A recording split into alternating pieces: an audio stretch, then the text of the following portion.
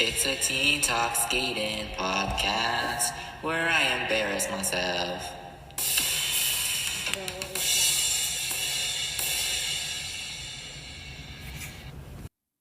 Hello. That was weird. Oh my god. Hello, and welcome to episode 37. Gosh, guys, we're getting old. Episode 37 of a teen talk skating podcast. My name is Van Gogh, and as always, I hope you are all doing well. This week was very hectic for me. I have to admit, there were 5 million things to do all at once, and I kind of decided like a new motto to my life because I'm always in existential crisis, right? Like I'm always in a midlife crisis. Even as a teen, in a midlife crisis 24/7. But my new kind of motto in life is that stuff happens. Sometimes it's good stuff, sometimes it's bad stuff, sometimes you fall in love, sometimes you fail a chemistry test, you know? I didn't fail the chemistry test. I just did I could have done better. I'm just saying. But yeah, sometimes good things happen, sometimes bad things happen, sometimes both things at once happens and you just want to curl up into a ball and cry and again watch figure skating for 5 hours straight. But I hope you all are doing very well, and I hope you're not in a midlife crisis, if that makes sense. I know I am in a midlife crisis. And again, I want to thank you all for all the love and support. We have listeners from like all over the world, and it's like growing every day. And I'm like so shocked whenever I open my Spotify, like for podcasters, and I see all the new like data and all the new countries and all the new listens. And I'm just like, oh my gosh, there's people watching from like all over, and I'm so excited. Um, Last week we did an episode on like social media and figure skating, and in that I was at least trying to mention Maya and Alex Shibutani, who are not twins, as I mentioned. I was like, oh, the Shibutani twins. No, they are just siblings, and I knew that, but like the brain wasn't braining. Okay, I've done worse in the past. Okay, I've that was that one time where I said the French Revolution happened in the 1990s. That was quite embarrassing. So I think Shibutani twins isn't as bad. I don't remember what episode I talked about the French Revolution, but you'll have to go see because it was pretty bad. But thank you for all the love and support, even with my random brain glitch errors. And yes, time for our program of the week, which will be very, very beautiful. Yay.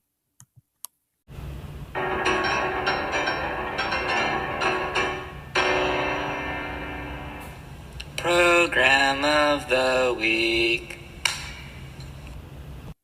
Hello, it is time for your program of the week. I swear, I like taste like soap in my mouth. Does anyone ever get that taste in their mouth, like soap in your mouth? It's like ugh, like when you wash your like mouth after you eat, like you taste kind of soap in your mouth. Ugh, I hate it. But your program of the week this week is from a American skater, and that is Adam Rippon.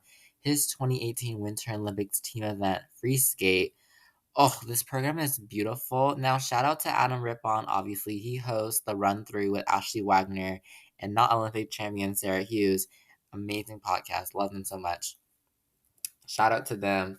But this program from Adam Rippon is probably my favorite of his, like probably ever. I think he like his two programs during the Olympic season screamed Olympic season to me. And I love that when that happens when skaters like really put their best material and their best choreography for the Olympic season, because when you go to the Olympics it feels so much more epic. And this was a team event, so a lot on the line for Team USA here, as he is the men's free skater for Team USA. This program is so beautiful, and it really showcases Adam Rippon's very angelic qualities and very fun almost qualities. It's almost fun in a delicate way. There's so much personality that shows through his program. It's very tender, if that makes sense. It's not his short program in the same season was very fun and flirty and almost mischievous, and this was fun in a very delicate, tender way. It is set to, oh gosh, Flight of the Birds. No, Arrival of the Birds and Oh by Coldplay. And so beautiful. Look, he doesn't do any quads in his programs, but it doesn't really matter. The jumps aren't the best, but who cares, honestly? the outfit with the blue and the white and the black looks so good when he just flies through the air. And I love the idea of like that look in the air. It's almost like there's an ocean in the air. It's like so beautiful to look at. The jumps are solid. I like, his triple axle like rotates really fast.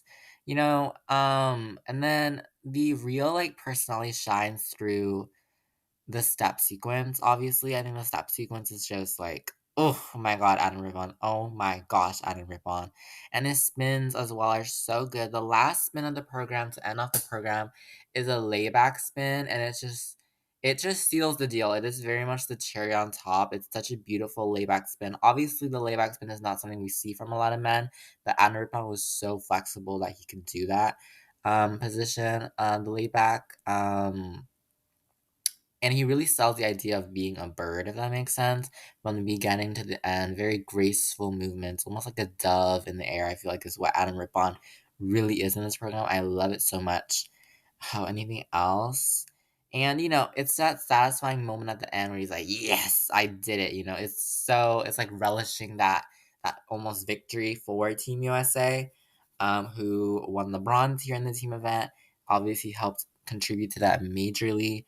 But yes, I love Adam Rippon, and this 2018 Winter Olympics team event free skate for him is my favorite program of his ever, I think. So yeah, please go check that program out. In time for your main episode. Whoa, whoa, whoa, whoa. Man, I'm gonna drive away viewers if they hear my singing. Whoopsies. Well, time for your main episode. Bye. That was your program of the week.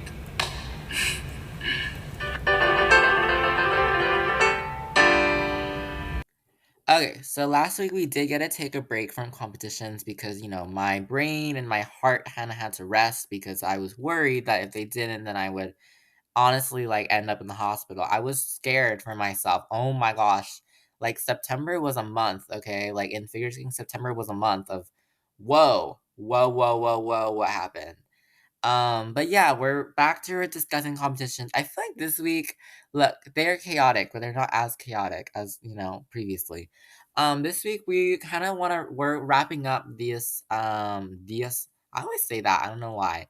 We're wrapping up kind of September and early October here with the Denis 10 Memorial Challenge, Challenger Series event and the Shanghai Trophy. We're also going to touch upon the junior level just a tiny, tiny bit, tiny wee bit.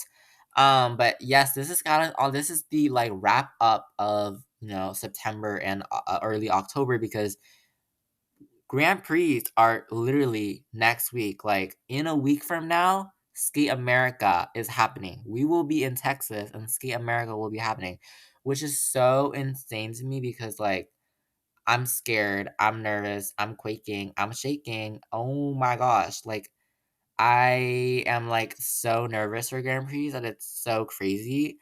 So yeah, this is the last episode before they officially start, and after that, it will be absolutely crazy what happens with Grand Prix and what happens with this and what happens with that. I can't. But you know what? Let's calm down, bring it down, Van Gogh. Stitch is here. He's watching us. Stitch, I tell him all my secrets, who I love and who I don't. I don't know what I'm saying. But first we're gonna talk about the Challenger Series Dennis 10 Memorial Challenge. I really do want to take this moment. This Challenger Series event, this competition is obviously in memorial of Dennis 10, who was a very great skater who unfortunately passed away a couple years ago. But I loved his skating. I loved what he stood for, what he did for Kazakhstan, and it's it's really hard without him, and we all really do miss his skating, and he was such an amazing skater who did so many amazing things. And yeah, so I really want to take this moment to honor Dennis 10 as a skater. Thank you very much. And now we will be discussing our competition. So there were some interesting names in the men's competitions, some surprising scores, and general hype, I think. This wasn't a competition with like a bunch of major medalists, but I think it just shows some promising growth for a lot of skaters. Okay, so the first name I want to discuss in the men's event here is Daniel Grazel of Italy. We did not see Daniel Grazel at all last season. Um, Before that, he was a very big name. He had medaled at Europeans and Junior Worlds. And then he did fall into a doping scandal that is still a mystery. We still do not know what really happened. But it is assumed that he didn't get a ban or suspension because he is here competing. Sorry. Ooh, my burp. Sorry, guys. Um, but he is here competing at the Dennis 10 Memorial Challenge. And he was in that doping scandal, but now he's back. Issues in both of the programs. Um, in the short program, he attended both the quad loop and the quadlets. Both had errors on them. He was first place in the free. He did under rotate a quadlet, and he did pop a quad sal into a triple sal, I believe. And I'm not sure what to feel about Daniel Grazel. And I don't want to really speculate on anything if, he did dope, he didn't dope, it was an accident, it was this, it was that. I don't really want to speculate on anything. It is still a big mystery, and I think everyone is really waiting for more details to be released. But it does feel very mysterious that he was here in the first place. It's very strange. We know that, he didn't compete at all last season, and suddenly he appeared on the list to compete, and he competed here. And yeah, pretty unsure what's going on with that. But moving on to third place, we had Nika Igadze of Georgia. I've often mentioned Nika Igadze as a very good skater who seems very up and coming, but has achieved a lot of constant improvement. He goes to a lot of competitions. He does relatively well at them. He's in fact ninth in world standings currently, which I feel like if you're in like the top 20 in world standings, it's really good for you. But yeah, he is ninth in world standings currently based on all the competitions he's done, all the points he's gathered and stuff. Clean short program for him, 2 quads with a quad toe and a quad sal cow. Um, in the free skate, it was a bit of an interesting strategy in the free skate. Usually skaters will space out the jumps. They'll do 4 jumping passes in the first half, 3 jumping passes in the second half, spins in the middle between that. But Nikkei Gatse actually did all 7 jumping passes in a row, which is quite interesting to me. I'm not sure if this is really a good strategy. Um, Now he is making it so that those 3 last jumping passes still do get that bonus from the second half.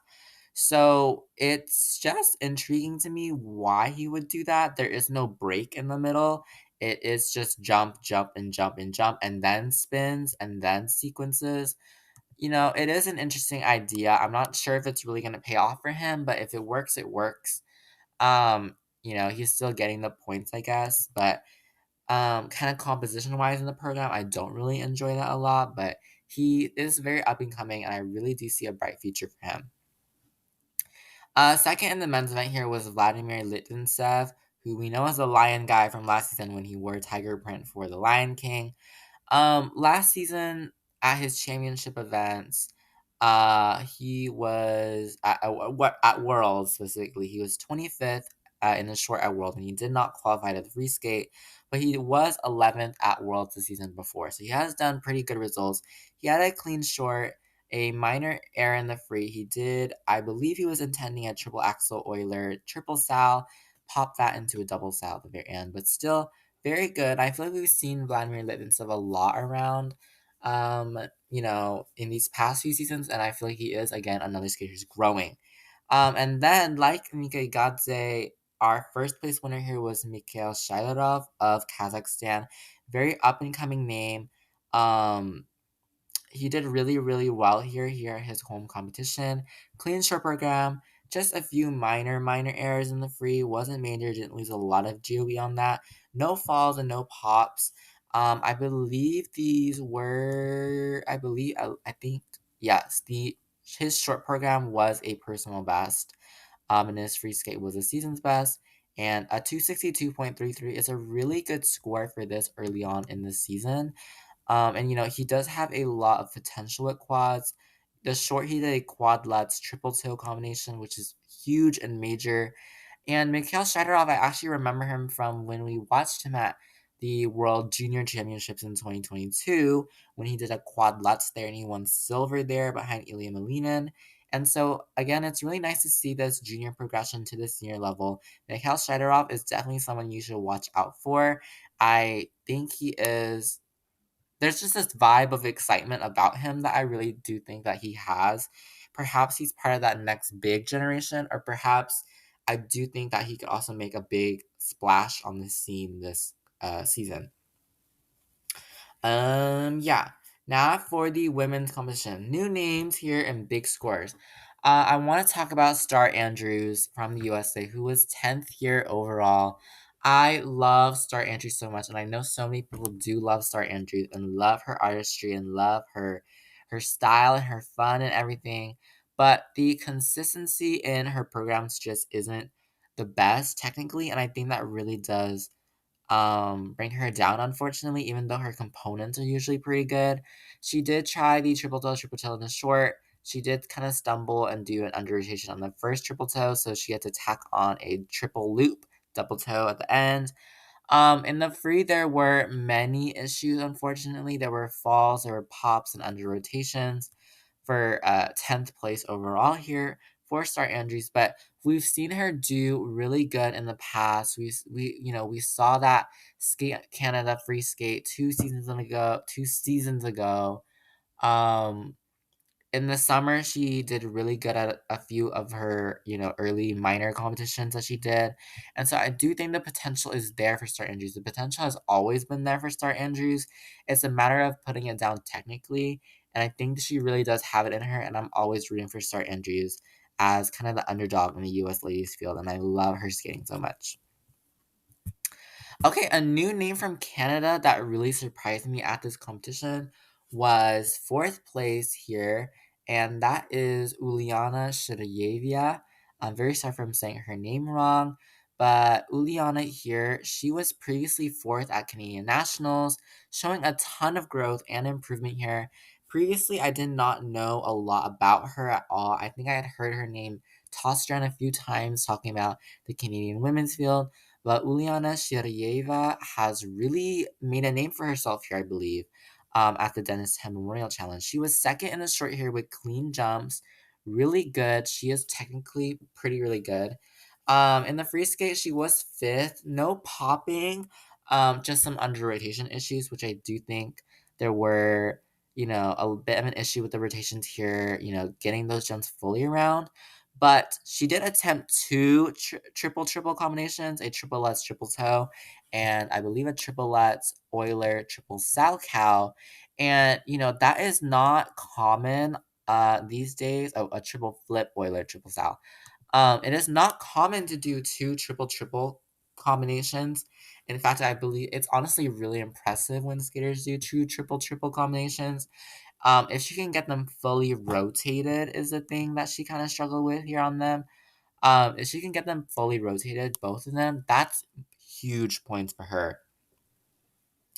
And I do see a lot of discourse about the Canadian women's field that, you know, it isn't like growing a lot, that the sport isn't as huge in Canada as it is anymore, and then we're looking for that next big star in Canadian women's skating. But I do think Uliana Sharaeva has that star potential, at least technically. Artistically, I do think she can develop more. I know she just came up from juniors, so the artistic level isn't as developed, I believe. But technically, she's pretty solid, and I feel like she can really compete with skaters in Canada, such as Kaya Ryder, and Maddie Skeesis as well, who we've seen before, who have really been the forefront of Canadian women's skating for a bit now. But maybe Uliana Sharyeva is going to come in and take that crown and go to the Olympics. Who knows? I do think she is quite exciting. From Italy, we have our queen of very interesting programs and very fun intriguing programs. Last season she did Vertigo. This season she is doing the Sheltering Sky, and that is Lara Naki Gutman from Italy. And this start feels like the season of Lara Naki Gutman. She's been competing for a while. But I hope she gets that big break. I feel like a lot of actors, we say like in the acting industry, that actor got their big break when they starred in this movie. And I feel like this does feel like Lara Naki Gutman's big break. This does feel like she is showing um, a lot more of who she is.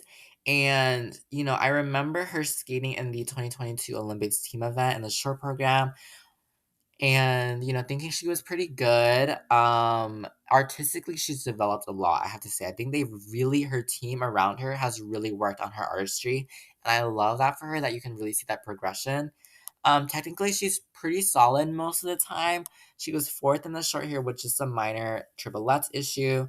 She was actually first in the free skate, just two quarters on the triplets, and then the triple loop at the very end. And she got a new personal best here in the free skate as well. And a new personal best and overall score 188.86, which is a really good score. And the European podium, I feel like for the European women's field is quite open. It could really be anyone, and perhaps Lara Naki Gutman will be the one to take, a gold, a silver, a bronze. Who knows? Um, but I do really like Lara Naki Gutman's skating. And I really, really do like kind of the way she moves and the way she like interprets her music. It's very different, I feel like, and very unique, which really sets her apart. From Kazakhstan now we have Sofia Samodelkina, who previously represented Russia, but now she is representing Kazakhstan. Country switching is a big debate in figure skating. I don't really want to get into it in this episode, but Sofia Samodelkina here, she had a clean short program with just an unclear edge on her triple flip. She didn't under rotate a triple loop in the free. She has been known to attempt Ultra C elements, being the triple axel and quads in the past. Um, and that is interesting if she is able to get back to that level. She did not attempt any Ultra C elements, no triple axel, no quads here at the Denis Memorial, but it will be interesting to see if she does in the future, if she goes back to the type of strategy with doing triple axels and quads. But artistically, I'm just not too interested in the program so far. But I feel like, I think she did compete on the junior season, kind of at the Junior Grand Prix. She is doing a half season. It will be interesting what Sofia Samodolkina can do, um, and how she can really grow herself back up to her, I guess, previous technical level if she can do that.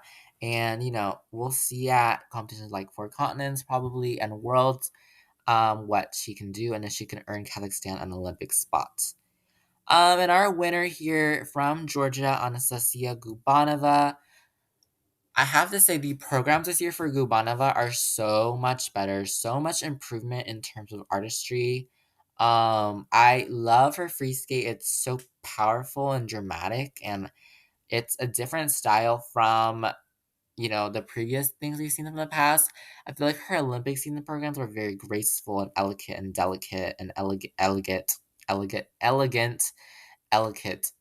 elegant, sorry, and beautiful in that sense. And then she had a couple programs where they weren't my favorite. I feel like there were some people who liked them. The style she tried to do like more contemporary.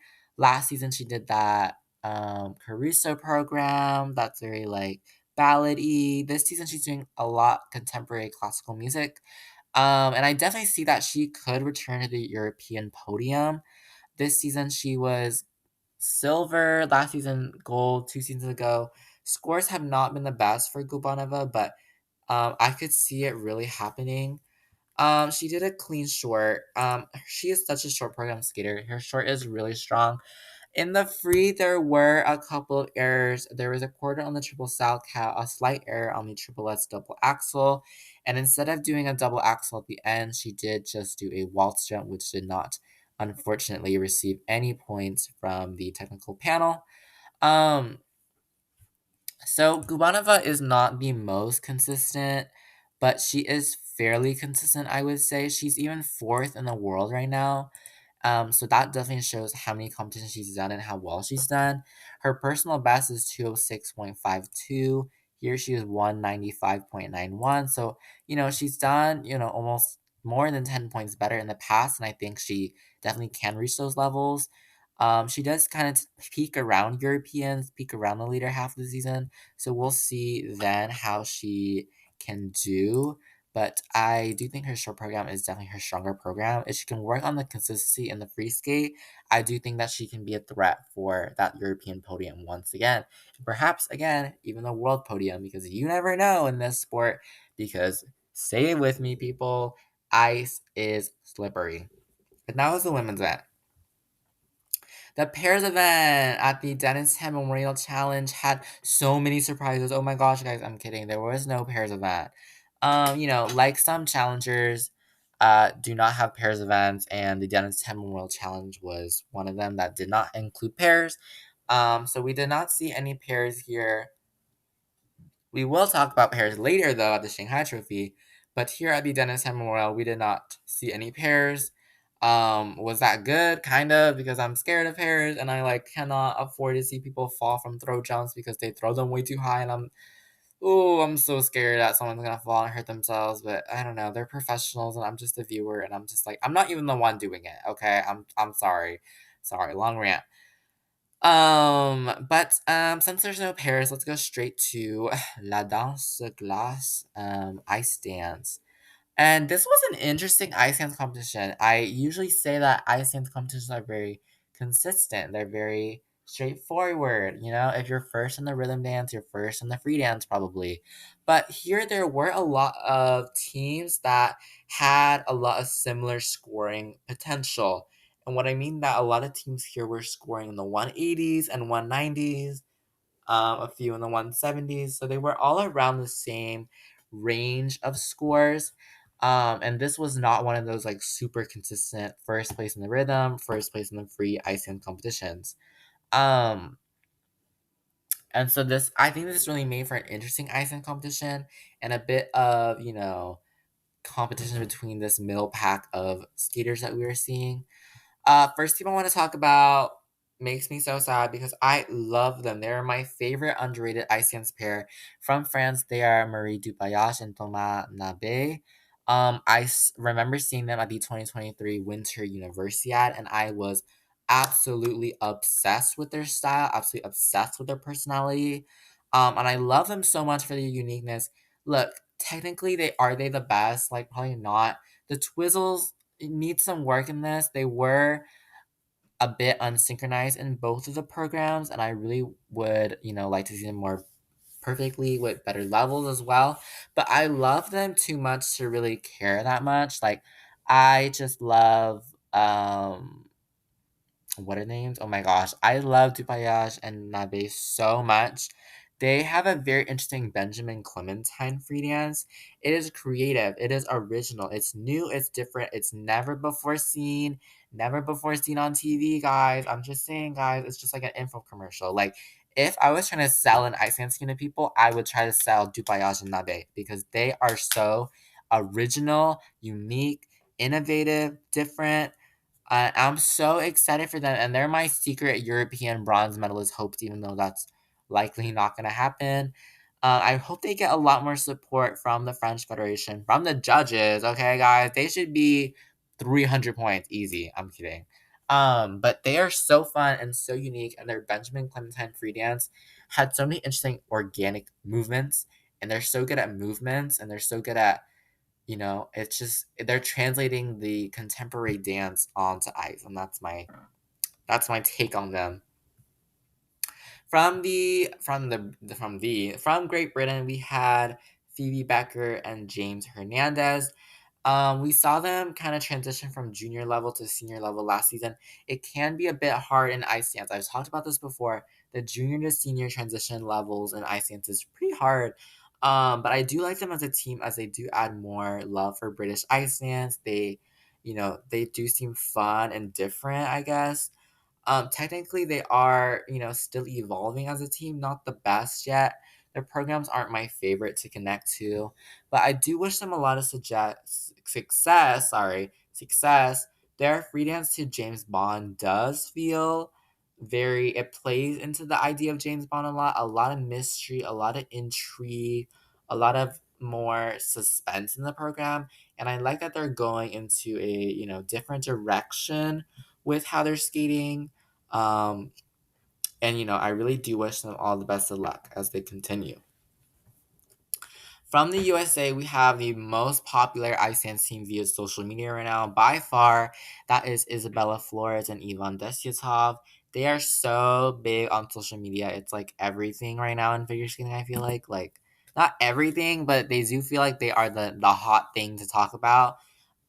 For at least non-skating fans who see their Instagram reels and their posts, and it's like they are really good at doing social media, I have to say. Um, and U.S. ice dance has always been a deep field. It's so deep. Like if you're trying to break into it, it's quite difficult.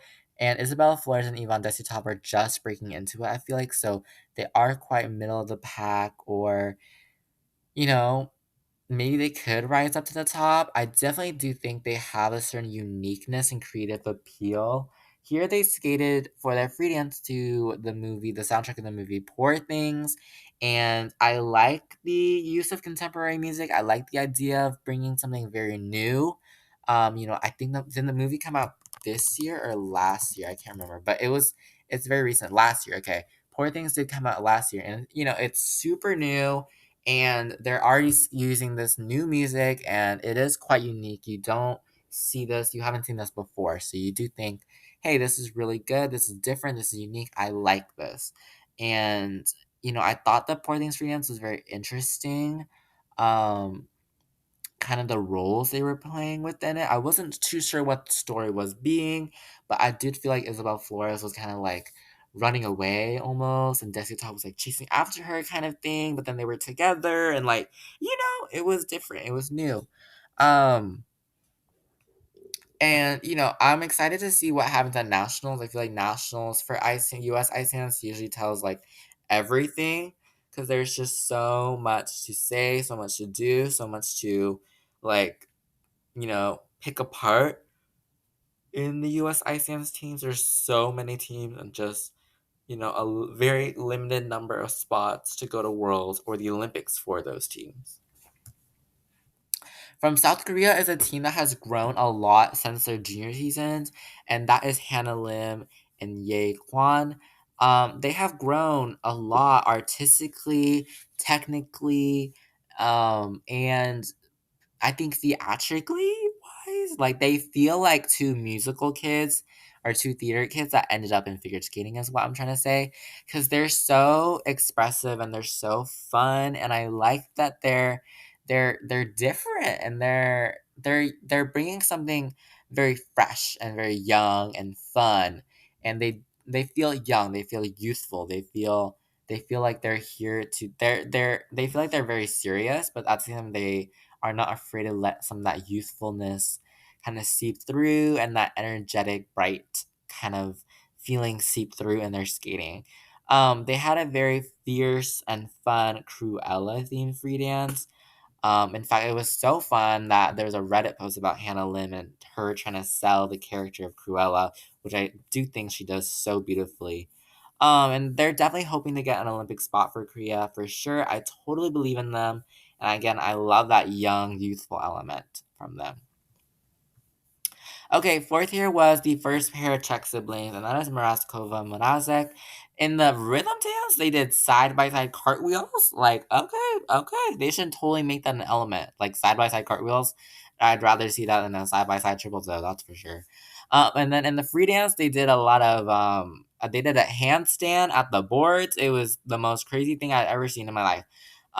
So again, with them, they're taking some creative liberty, which perhaps can pay off, and it does pick them out and make them look more unique. I like that they're doing something different with choreography. I like that they're doing something that a lot of other people may not choose to do or may stray away from doing because it's maybe looks too tacky, but these two did not make it look tacky. I think they wove it in very well. And yeah, third place was a Canadian ice dance team, and that is Fabry and Ayer. Canadian ice dance, like US ice dance, is a very deep field, but I'm very impressed by Fabry and Ayer's result. They were first in the rhythm dance with a new personal best, and they were third in the free dance with a new personal best for third overall. Personal best across the board. Canadian ice dance is deep. It's deep, and I'm interested in seeing if they can potentially really move up on the ice dance field. I definitely think now that they could be like the number three team, maybe, if they can really fight against some of the other US, or not US, sorry, not the US, they're from Canada, the Canadian Ice Dance teams.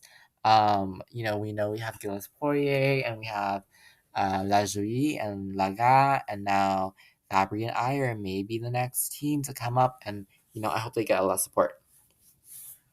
From the USA, we had Una Brown and Gage Brown, who I think they are a really good example of how skaters can really develop from junior level to senior level. Hannah Lim and Ye Kwan are also a good example of this, but I do think Una Brown and Gage Brown have actually really done pretty well for themselves. When they were juniors, and I believe they won the world title in 2022, if I remember correctly. After that, I think it was really expected that they would be really great. Yeah, they won the junior champion world juniors, and I really do see them as that next big generation of US ice dancers. I do think that right now the US ice team is really competitive with a lot of older skaters, not older, but the ones who are a lot more experienced, have been through a lot more seasons in their, late 20s and 30s. And the Brown siblings are quite very, very young, and I do think that they can become that next big generation of US ice dancers. Not my favorite programs from them. Artistically, it's just not something I can really connect with, I feel like. But they are really good overall, and I hope that they will continue to develop. From first place, I guess we have the second pair of Czech siblings, or the first. I guess they are the seniors. They were the seniors first. That is Natalia Taschlerova and Filip Taschler from the Czech Republic, who have grown a lot as a team since the Olympic season when I first saw them. This victory at the Denis Memorial is really huge for them. I believe this is their first Challenger Series victory, and they're really showing that they are making an impact on the ice dance field. And again, one of those teams who I think could really take the European bronze medal, um, which is a big competition right now. I feel like whoever is in contention for that is just, there's so many skaters in contention for that, so many teams. But this victory is really good for them. They're showing that they are really competitive even early in the season, and they are doing that. They're repeating their very cool upside down straight line lift, which is cool. So yeah, this was definitely interesting. ICN tends to be consistent, but it was not here. Very quickly, not quickly, I got a lot to say. We're gonna talk about this Shanghai trophy. So the Shanghai trophy is a trophy is a competition that takes place in China, in Shanghai, obviously, in case you didn't know. It is unique as a competition because you can't just sign up, like your country doesn't sign you up. You have to be invited. So in women's and men's, there are only six skaters, and in pairs and ice dance, there's only four couples because they invite individual skaters or pairs or couples, and they like, it's just another competition. It's a special competition. Um, Very special for sure. So from the men's here, there were some big names here looking to get their season off to a great start. We did have literally Denis Vosilias and Jason Brown at the same competition. Like, oh my god, like paradise. I'm just saying. In fourth place here, we had Nikolai Momola of Italy, who is another skater who has, again, really grown from his junior career.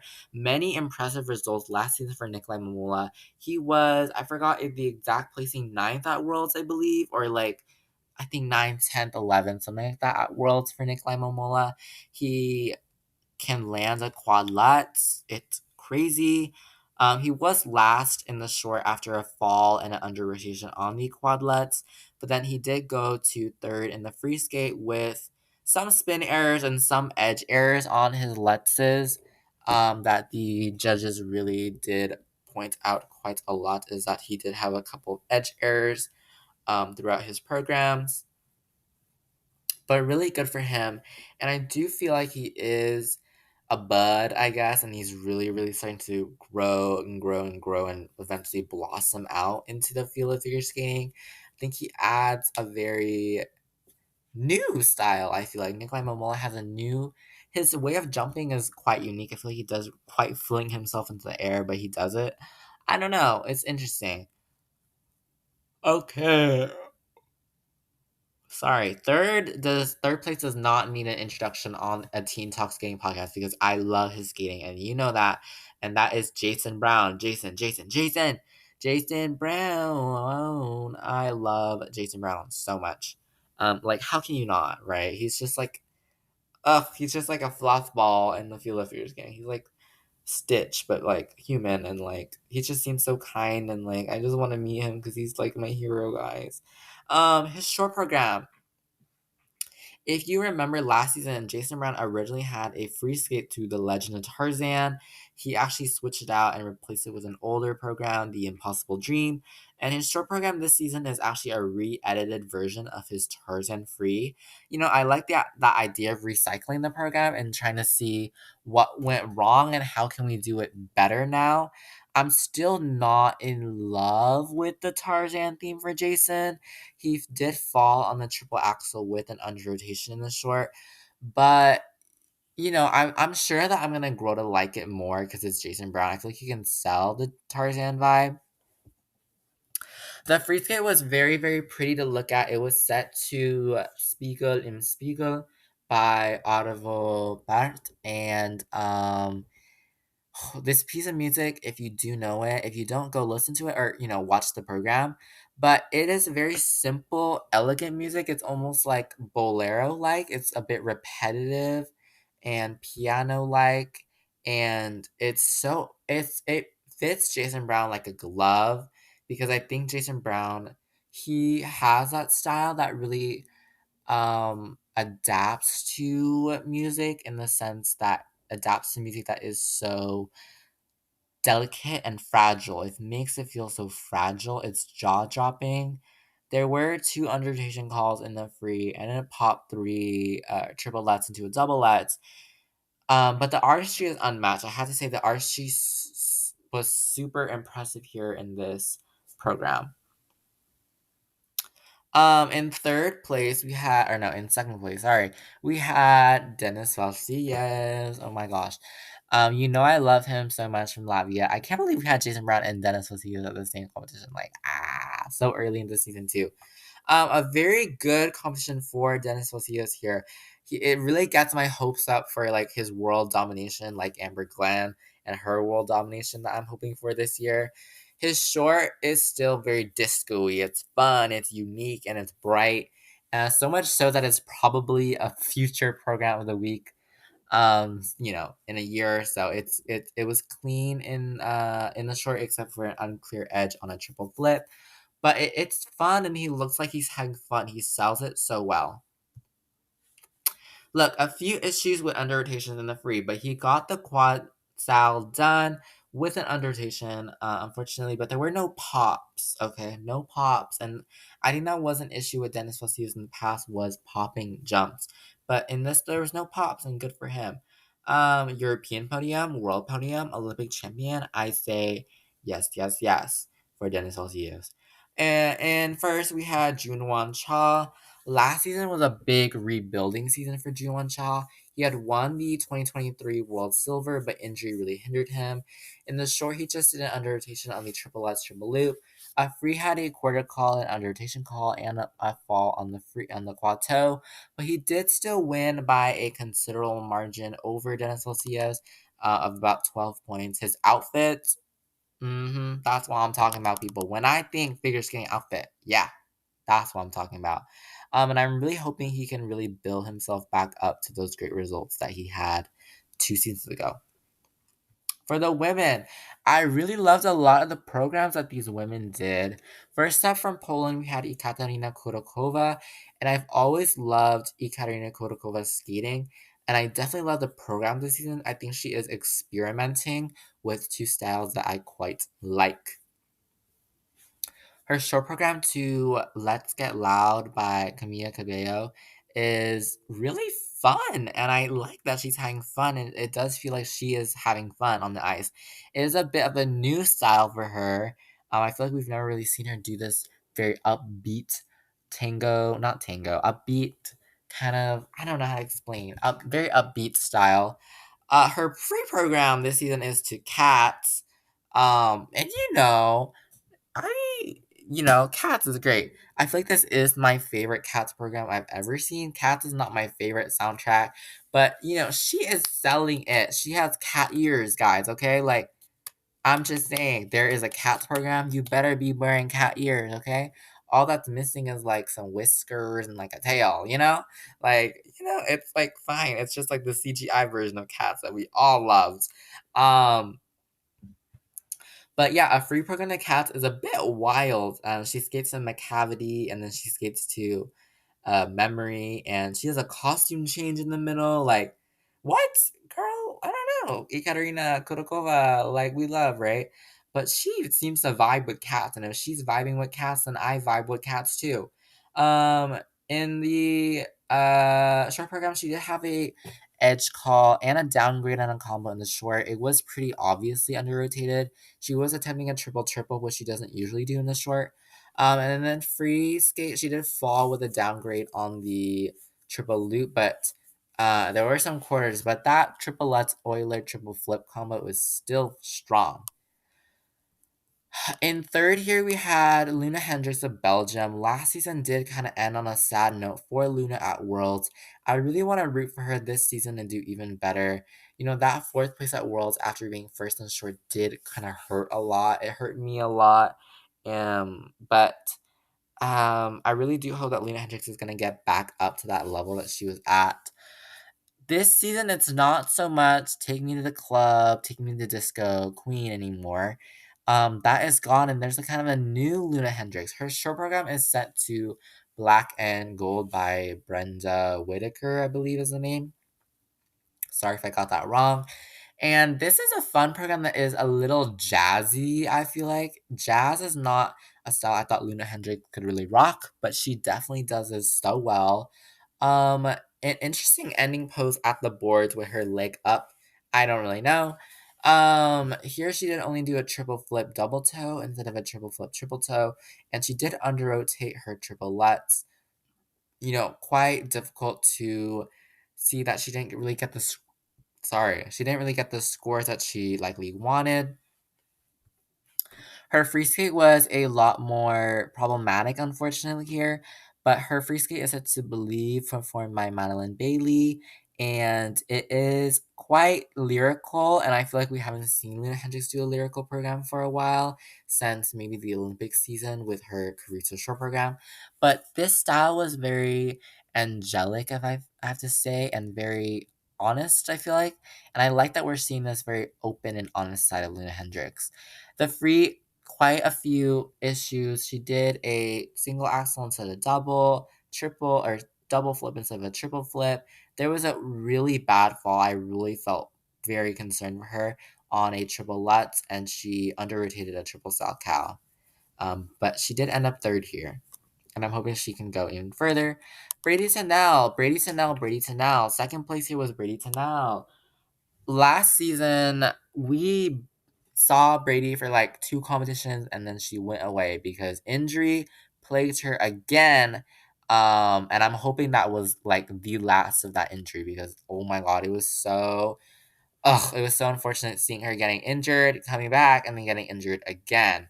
Um, but Brady Snell here, she did under rotate and quarter calls on both programs. She did pop a triple loop, double axle into a single axle. But this is growth, okay? This is showing that if you have an injury, take the year off, take the time off, take the season off, and then come back to really rebuild yourself as a stronger skater. That is exactly what Brady Tennell did here. And I do think that if she can really rebuild her technical content, she can be very competitive in the US women's field. Perhaps a return to the Olympics after missing the 2022 ones due to injury. We saw her in 2018. She unfortunately missed 2022, but I know that she's really, really hungry to go to 2026. And our winner here from the Shanghai Trophy in the women's event was Chaeyeon Kim from South Korea, who seemingly came out of nowhere last season. She had had really decent results before, but last season was like the miracle season. She was second at four continents, third at Worlds, which is absolutely huge for her career. Am I in love with her programs and her artistry? No. But technically, she is pretty flawless. There's not much to complain about, Both programs were clean as a whistle. You could not spot nothing on there. There was nothing left there on the ice, no under rotating. And really good Joey. She was getting at least a point on like everything in Joey, which is huge. Definitely one of the strongest, if not the strongest performance in the women's discipline this season so far. You know, I do think that if she increased her components and like tried to build more artistry, I think she'd get even more points. But if she's doing this well in the season, I definitely think that she can make a return to the world's podium with potentially an even higher placement. Um, Very impressive. In pairs, there were four pairs here. We had Shannon Howe from the US, who did kind of struggle here, but they've been second at four continents. They've been fifth at Worlds. They did suffer with injury last season. I feel like they are still recovering. They did have a few issues. They did have an invalidated spin in the free. And they did fall in a triple loop throw in the short, popped a double toe loop, had some more negative GOE kind of sprinkled within there. But the US pairs battle is starting to boil up a little bit, starting to heat up. And I definitely do think that Shannon Howe have the potential to be the top, but we will definitely see. From China, we had Yang and Deng, who have been one of the most promising pairs teams from China. China has a long history of being really good at pairs, and the team of Yang and Deng from China definitely are no exception to that. No triple triple side by side jumps, but the rest of their pair elements are quite solid, just to fall on the triple let's throw in the free. In second place, we had Elisabetta Vicari and Matteo Guaris from Italy. They were the European champions from last season, who were very shocking European champions last season. We didn't expect them to win Europeans at all, but they did shock quite a few people with really relatively good results. They did have slight errors on the lift and death spot on the short. There was a triple twist air in the free, but it was solid elsewhere. Now, Italian pairs, I've often said this, it is a deep, scary field. And I'm interested in how they're going to grow further because I'm not sure. I'm not sure, guys. I'm not sure, and I'm scared. Okay, Pavlova and Sviatchenko were the winners of the pairs event from Hungary. What did I say? Like Hungary, from Hungary. They are great technicians. We know them as great technicians. Artistry is still not my favorite from them. Not feeling the love for their programs yet this season, but technically that keeps them above the rest of the field, even though their artistry is not as refined. They did have an invalidated death spiral on the short. There were some slight issues on the side by side jumps and the death spiral and the quarter sequence and the spin and the free, but their throws are their big money, money, money elements. Very strong. And I do see them on the European podium this season, the world podium this season. You know, Paris is super competitive. I feel like it's really becoming super competitive. There's so many teams, and we will see the rest of the season to know for sure how they will do. Okay, nearing the end, guys. Calm down, calm down, calm down. The ice dance event here at the Shanghai Trophy, we had Loboreva and Brissot in second from France. I really do feel like the whole world fell in love with Loboreva and Brissot last season because of that really crazy exhibition program that they did. You know, I love their different out of the box thinking and out of the box style, and they are in that fight for the European bronze in ice dance. Again, so many teams can get it, so many potential winners, so many potential, unfortunate fourth places, fifth places, but they are battling for that third place that I do think they can get. From Italy, we had Charlene Guignard and Marco Fabri, who we know because they're doing a robot free dance this year. I do think the robot is growing on me. Like, not gonna lie, like, oh, robot, robot, robot. They did lose some technical levels here and there on the elements, but they did really do well here. But again, ice dance judging is ice dance judging, and I'm not sure if they could move up on the world's podium. They've been bronze twice in a row. I don't know if they can move up and beat Gillis and Poirier or Chalk and Bates. I do think they have the potential. I don't know if the judges are going to give them that, but I love them a lot. I think the European podium is pretty secure for them to get a gold. Maybe there is an upset from Lila Fear and Lewis Gibson, but I feel like that is pretty far in the future to tell. But so far I really do enjoy Guignard and Fabry. The robot theme is I kind of like it. Okay, and that was all your senior competition news. I do want to talk about the junior Grand Prix because Sophie Jolene von Felsen of the USA won the women's event at the Junior Grand Prix Ljubljana Cup in Slovenia. Slovenia, right? Or Slovakia. Oh my gosh. Slovenia, yes. In Slovenia, Ljubljana. Very sorry. Am I saying that wrong? I think I am. I'm very sorry. Ljubljana. I'm very sorry if I said that wrong. And she's very notable because she landed, get this, three triple axels. One in the short in combination, two in the free. Where did you come from? That is literally the motto of this season for me. Who are you? Where did you come from? How did you appear? Who are you, Sophie Jolene von Felsen? Where did you learn to land three triple axels? Where have you been? And so that is quite shocking. She did win the competition with her three triple axels.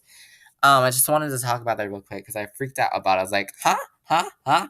Why? Why are you? Who are you? Oh my gosh. But, it really does show the junior level is competitive, the senior level is competitive. This season so far has been the season to end all seasons. I feel like it's been crazy. But that is all for today's episode. I want to thank you all for listening to this really long rant about figure skating. But thank you so much for all the love and support so far on the podcast. Next week, we will kind of talk about Grand Prix, I guess, and talk about like what they are, who the skaters are, who I'm really predicting will be the winners of each one. I think it'll be a Grand Prix preview. And then for the next 6 weeks after that, I will be reviewing all six Grand Prix. So be prepared for a lot of competition reviews throughout October and November. And then we will talk about the Grand Prix final in December. And we will talk about, I don't know, this season is really going now, right? Now we're going to go to Europeans and four continents and world. And I'm like, I can't do that with my head. But thank you so much for listening to this episode of the Teen Talks Game Podcast. My name is Van Gogh. I hope you enjoyed the episode, and bye bye.